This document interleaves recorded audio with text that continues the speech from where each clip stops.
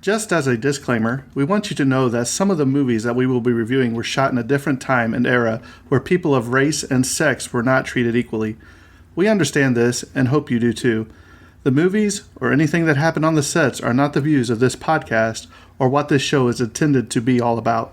Exactly. And we want to give due diligence in presenting the movie and not the views of the cast or directors or anyone involved. But we also feel it's necessary to let the audience know some of the background information to get a feel for what was happening at the time of shooting the film. Again, we hope you understand that we do not agree with everything that went on, and we just want to give out the information. And with that being said, hope you enjoy the show.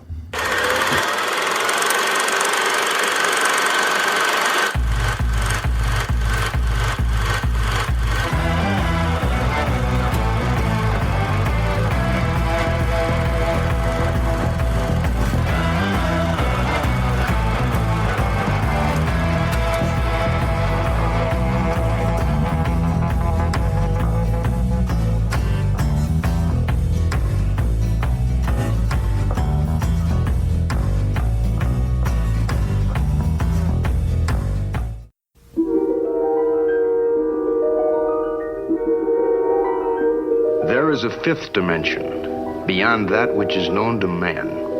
It is a dimension as vast as space and as timeless as infinity. It is the middle ground between light and shadow, between science and superstition, and it lies between the pit of man's fears and the summit of his knowledge. This is the dimension of imagination. It is an area which we call the Twilight Zone.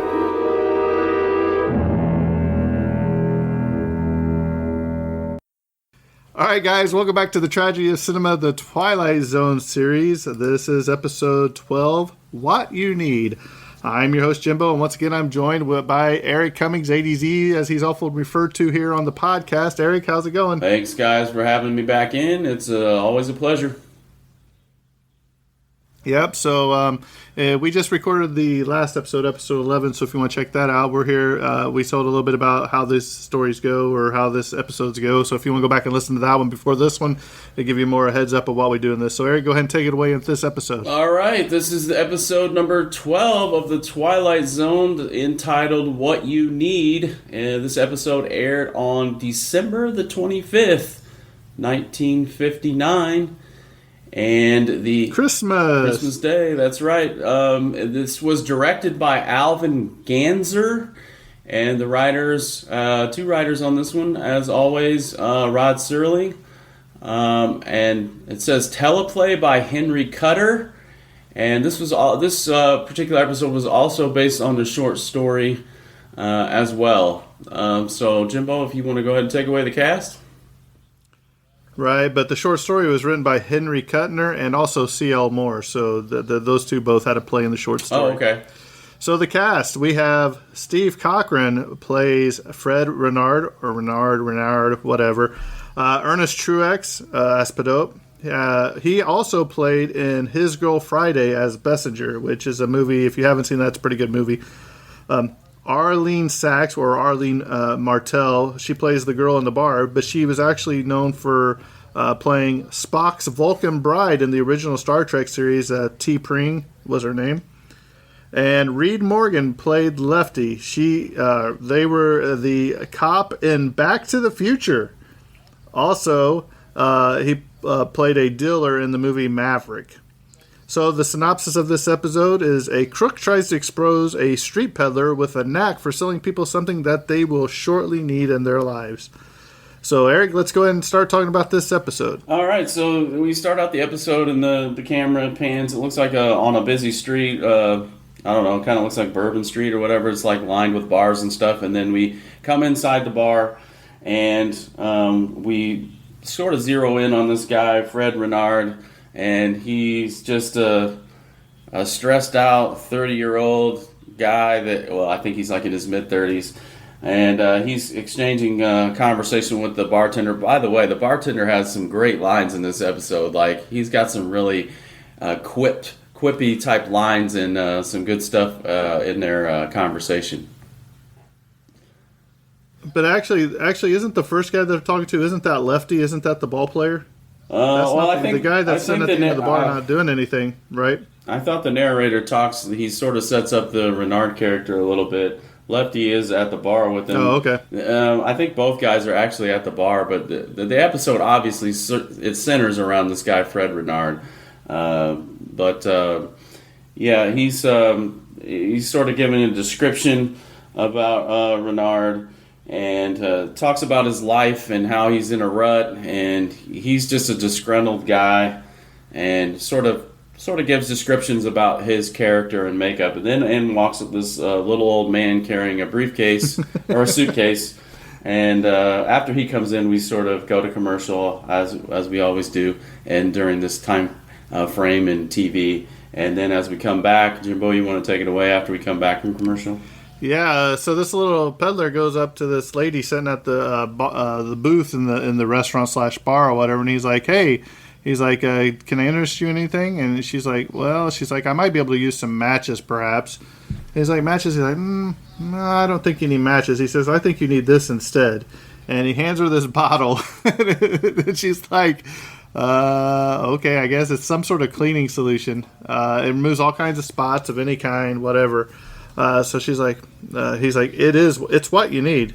And she's like, well, I guess, so he takes it, she takes it from him, and so I guess this guy's famous around there. He always comes in. A lot of people know him. So then the old man, he's walking around, and he goes over to the bar, and he's looking at the one guy at the end of the table, which we know is Fred Renard, and he just gives him this look like, what are you looking at me for? And Lefty's like, hey, what you got there? So he starts, I got all kinds of odds and ends and everything. He's like, things that you need.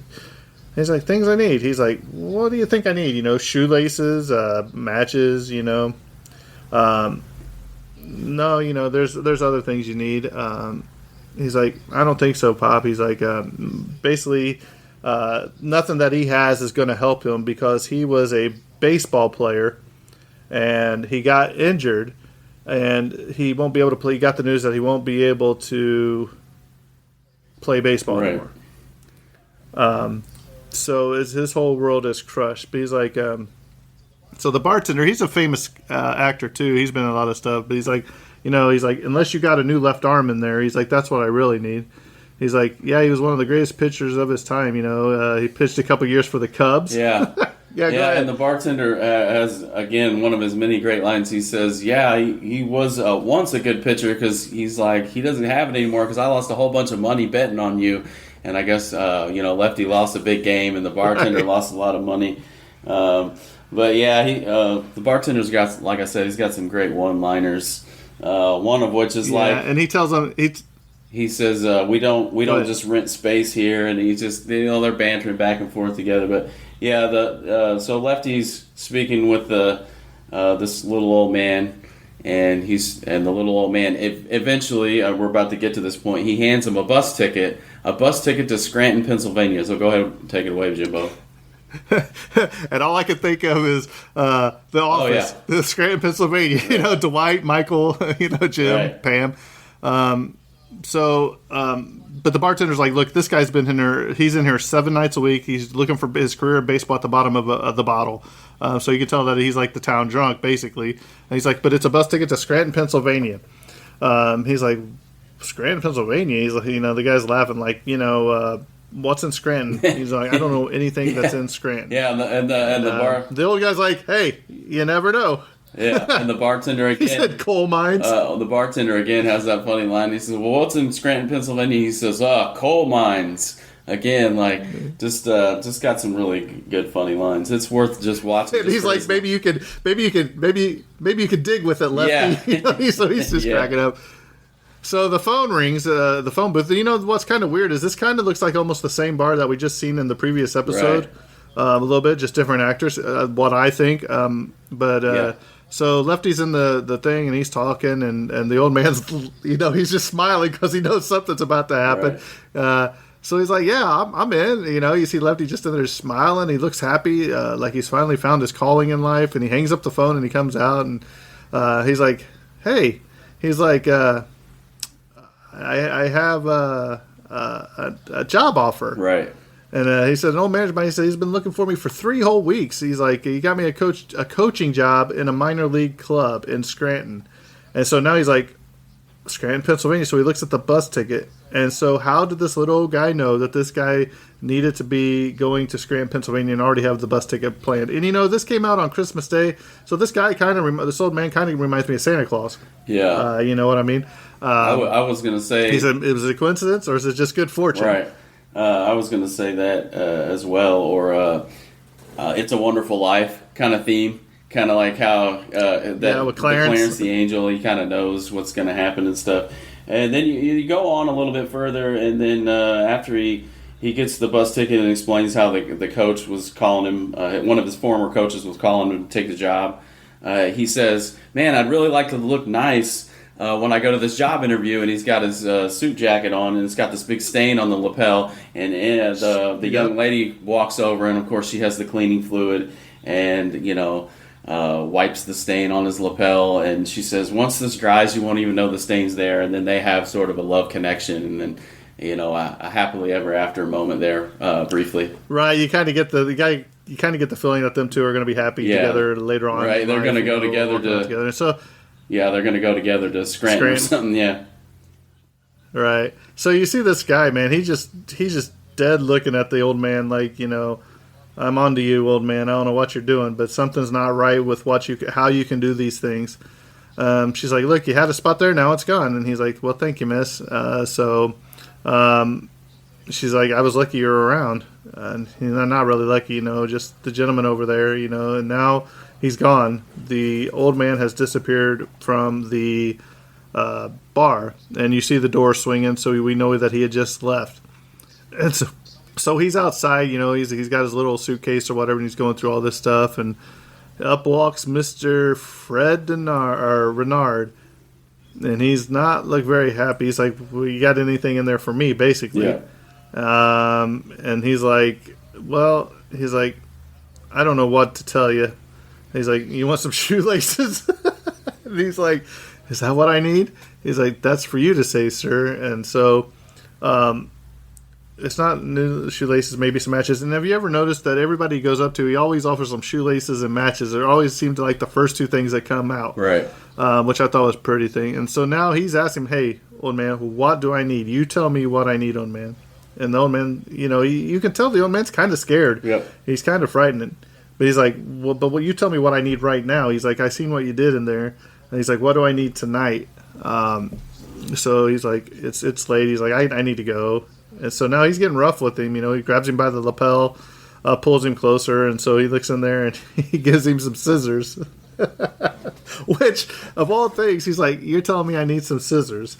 And he's like, this is what I need? So take it away from here, Eric. So after he gives him the scissors that he needs, he goes back to his apartment or hotel where he's staying, and he's really rough with the desk clerk. He's like, hey, wake up, give me my room key or whatever. And Renard's just a jerk. I mean, this guy's just a real piece of work all the way around, and he plays the part perfectly. So he after Renard gets his room key or whatever, he goes into the elevator, and he's wearing this scarf, and it's kind of hanging down his back quite a long ways. And it's like an old style elevator. He gets in and he closes like a metal gate. And as the elevator's going up, the back of his scarf gets hung up. And this is kind of funny how they play this out. And he can't, Renard can't reach the stop button on the elevator. And he's reaching and he's choking to death because his scarf is caught and the elevator's going up. So lo and behold, he reaches into his pocket, he pulls out the scissors and reaches behind him and he cuts the scarf loose. And the scissors were exactly what he needed, and they ended up saving his life. And he chuckles to himself, ha ha, yeah, that's exactly what I need. So then the next scene we come to, I would guess the old man's apartment, and Renard, again, just slimy jerk of a guy, has broken in apparently into the old man's apartment, and he's sitting in the dark smoking a cigarette. Jimbo, you want to take it from there? Yeah, so the old man, he's like, he walks in, he doesn't know anything's going on, he takes off his hat and he goes in there, and then all of a sudden he turns on the light and he sees, he drops the suitcase, everything falls out. And the guy's just, just nonchalantly just standing there, sitting there. And he reaches down, he's like looking for stuff. And he's like, what else is it? What is something else I need? So he's like, look, I've already given you what you need. He's like, everything that you needed. He's like, well, that was a nice pair of scissors I got. It helped me tonight. And so he's like, well, what have you got here? Crystal ball, machine, whatever. He's like, look, I just have a knack for things. He's like, you can see ahead, you can see the future, can't you? He's like, and he's just belittling him. You really don't like this Fred Renard guy. Not he's at like, all. you got $1 million talent, and you're dribbling away on nickel and dime stuff. He's like, we need to think bigger. I want to think bigger. He's like, you want to know something? He's like, let's see. Basically, he wants to be his partner. He's forced himself to be a partner. And the old guy's like, I don't want a partner. I don't need anything. And he's like, well, basically, you like it or not. He's like, I'm content. I'm content that I have this talent. I help people out that need it. He's like, but I don't want a partner. And he says, I use it sparingly. He's like, I must use it sparingly. He's like, because basically, if he uses, the way I'm reading it from the way he's doing it, is he's doing it to help people out, not to get rich. Exactly. But this guy is not going to let him go. He's not going to let him go without being a partner, because this guy wants to get rich. And so go ahead, Eric, take it away. So, because he's like, what satisfies a man, four-wheeler, nice cars, nice clothes. Go ahead. So, sorry, I said twice. No, that's all right. So Renard is bullying the old man Pinot, or Padot, I think is his name. They don't really mention his name till the end of the episode, but so he pulls out a fountain pen out of his jacket pocket, because this is the next thing, and Renard has bullied this man into giving him something else because he wants to get rich, and so he pulls out the fountain pen and he's really disgusted because the fountain pen leaks, and some of the ink leaks onto a newspaper. Which, what was it, Jimbo? It was a horse track betting page. It's a horse track thing, and right, it's a betting page, and he's like, this is the first race tomorrow, and this ink dropped on one single horse. Right. So when it drips on the newspaper indicating which horse Renard should bet on, if you look closely, you will see among the names of the jockeys Clemens, Houghton, Denault, and Searling. George C. Clemens was the director of photography in this episode. Buck Houghton was producer. Edward O. Denault was assistant director, and Rod Serling created it. Which you also came across. What do you want to say about the newspaper that you found? Oh, that's actually in the next scene. We see that Fred Renard he's won at the horse track. He's won a bunch of money, and there's a bunch of money, cash on his bed, and he's really ecstatic about it. And then, like, the bellhop or the front desk clerk comes to his door again and is knocking on the door, and he hands him, I guess, what would be the next day's paper, because this isn't enough for Renard. He wants to go and make more money. He's going to make a racket out of this. So he pulls out the fountain pen that Padot gave him, and it doesn't work this time. It does, but what was it about the newspaper? It was the same newspaper that was the headline of another episode. I think that was your favorite episode. It was it's the one with Burgess Meredith with Time Enough at Last. Right. About the H-bomb or whatever that blew up in the library. So I thought that was really cool. Well, now, he's got a bunch of money on the bed. He's got this newspaper. The guy is asking for a tip. He just basically kicks the door, don't play with matches or whatever, kicks the door in the guy's face or whatever. So now he's mad because now this pen, he opened it up. He's like, he doesn't just have to stop at horse racing. We can do basketball, baseball, all these games. And so he goes and he tries to shake the pen, and now the pen doesn't work again. And he's like, well, that guy, he just conned the con man, basically. Yeah. So there you come back, you see the little old man standing on the street corner, and all of a sudden behind him, you got the partner, everybody's favorite, Fred Renard. He's like, look, he's like, partner. He's like, Padot, that's my name. So you can tell, the old man still looks like he has fear in his eyes. And he's like, you want a great deal, Mr. Renard, just let it go. You're good. He's like, the thing you need, you only needed it once. He's like, you want to take this power basically and use it over and over to get rich or whatever. He's like, but once is all you need. He's like, then what's next after that? So he's like, I'd rather just not sell anything to you. He's like, because basically he can't handle it, is what I'm getting at. So go ahead, Eric, take it away. So yeah, they have this confrontation on the street corner, and Padat explains to him that he only needs something once, and basically Renard, who it's mentioned early in the episode that he carries a large chip on his shoulders the size of the national debt, that sort of encapsulates who Fred Renard is.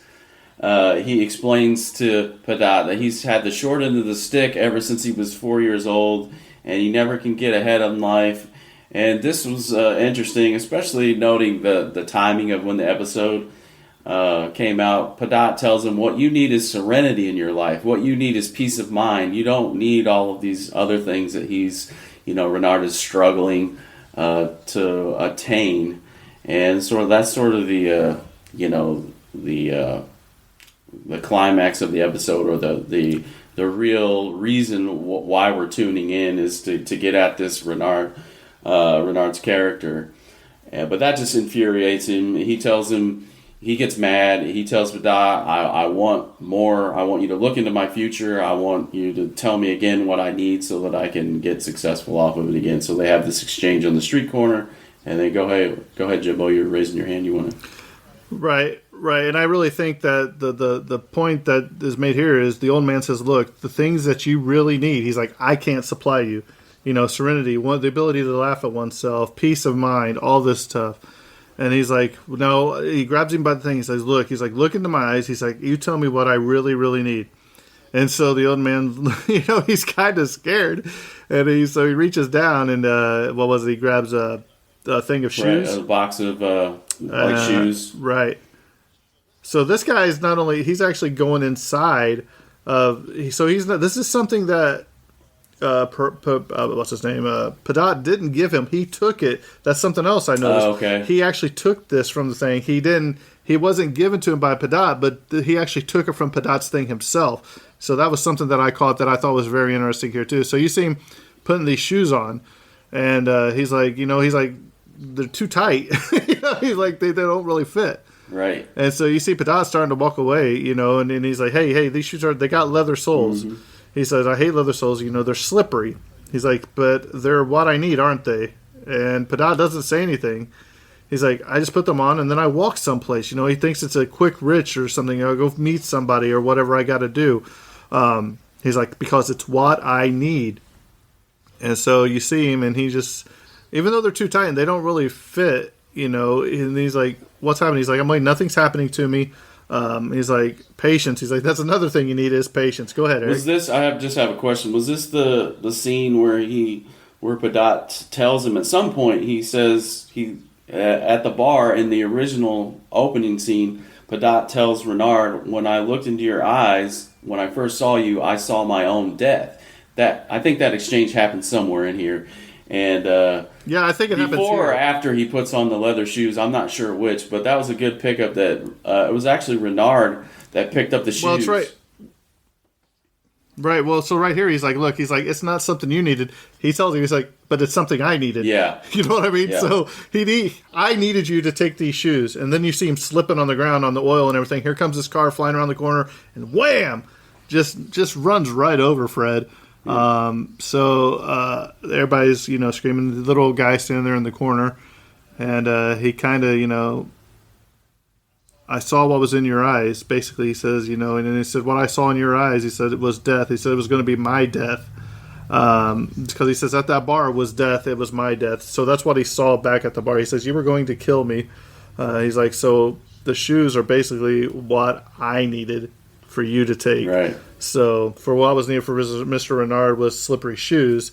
So and basically, so I didn't die, that you would die instead of me. So very well done. As you still see Renard laying in the middle of the street, and lo and behold, the little guy, man, he's back at the bar, or not at the bar, but the people come out to the he's on the street corner, and then the people come out to see the accident. And then, so this man and wife come out to, like most people do, they want to see what happens in an accident. And he's just standing there, and then Padat hands this guy, who looks like he's just woken up in the middle of the night, hands him a comb. And he's like, a comb? You know, he kind of looks at it and, what do I need this for? And shoves it in his pocket. And then, a minute later, the press, one of the guys from the press wants to take a picture of this couple, at the scene. And sure enough, the guy pulls out his comb and combs his hair really quick because he's all disheveled right before the guy snaps the photo. So it was exactly what he needed. Right. Yeah, I thought that was great too, because now that it's done, he's just going about his work again. I thought that was really well done. He's like, I like taking pictures. So he's like, pulls it out, he combs it over real quick. And doesn't he say something like when he does with the comb? Oh. He says something, or he looks at it or something, I think. Yeah, because they take the picture, and he gets a look on his face like, oh, the comb, know. He's like, so you see the ambulance basically shut. It's got Fred in it. Driving away, and the shoes are still sitting on the ground in thing. And so this is where Rod Sterling comes in. The street scene I narrated. Victim named Fred Renard, a gentleman with a sour face, to whom contentment came with difficulty. Fred Renard, who took all that was needed in the Twilight Zone. Yeah. So that's how it ends. And I thought this episode was really well done. Eric, go ahead and take it away. Tell me what you thought. Well, let me go ahead and shed some other things I found before I get your feelings on it. The original story featured a machine that could foretell an individual's probable future. Rod Serling replaced the science fiction element with a street peddler who could magically perform the same function. When the bellboy rings the newspaper, the Daily Chronicle, to Fred Renard, the headline is seen to read, H-bomb capable of total destruction. This is the same newspaper prop used in the Twilight Zone, Time Enough at Last, in 1959, which we talked about. That's what we talked about earlier. What You Need inspired the song of the same name by British post-punk band The Fall from their acclaimed 1985 album This Nation's Saving Grace. What You Need originally appeared in the October 1945 issue of Astounding Science Fiction. It was credited to Louis Paget, a pseudonym used frequently by Henry Kuttner and C.L. Moore. The $240 Fred Renard wins at the racetrack is worth approximately $2,136 in 2020. When the girl in the bar tries to buy matches, she holds up an unfolded bill. The camera angle changes to a close-up of her, and now the bill is crumpled up in her hand. Yeah. When Padot returns to his apartment, Renard is already there waiting for him. It's not explained how Renard knew his residence since they met the first time that night, and Renard never had an opportunity to watch Padot enter the building, so that's kind of a little continuancy error. No elevator, not even hydraulic ones, move as slow as the one that almost chokes Renard. So, when Padot drops his case and the spool of thread rolls into the corner, Renard picks up a spool from where one had not rolled. Padot is shown in the opening scene going from person to person selling odds and ends in a bar. He approaches Lefty, who does not know him, whereupon the bartender tells Lefty that the old coot is in here every night. The bartender later says that Lefty is in the bar 7 nights a week. Since both men are in the bar every night and Padot tries to sell to everyone, Lefty should have already known who this was and been familiar with Padot and his tactics. Yeah. So I never thought of that because they did say he's in here 7 nights drinking.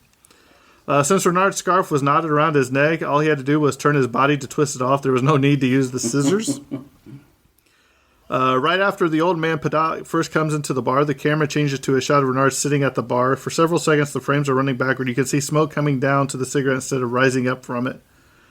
And when Renard slips in the new shoes, a slippery substance can be seen on the road, presumably to help the actor slide around. So, Eric, go ahead and tell me what you thought about this episode. I thought this was one of the better ones. The point being driven home, just the anxiety and the chip that Renard had on his shoulder, and just the whole setup and the timing of the episode, coming out on Christmas, and just the undertones of serenity and being at peace, and probably appealed to a lot of people, and still should appeal.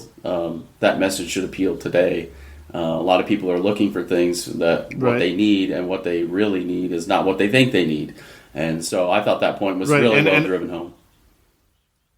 And I think it was very fitting that this came out on Christmas Day, because Christmas is when a lot of time people think that they need something and that they want something, but that's really not what's important. What's important is the people around you, the serenity, laughing at oneself, family. So it's not things you get or Santa Claus brings you. It's basically stuff that you have to, that nobody can give you, but you have to find out and give for yourself. So I thought that was really well done that it was brought out on Christmas Day too. Very well done. So So I believe this episode's coming to a close. Be on the lookout for ADZ and me back next week, probably with a couple more episodes of the Twilight Zone. We might even throw in a regular episode since Terrence is still working and everything. We get Terrence when we can. So, but the show must go on. So I think this episode's coming to a close, and that's a wrap. Eric, take it away. And cut.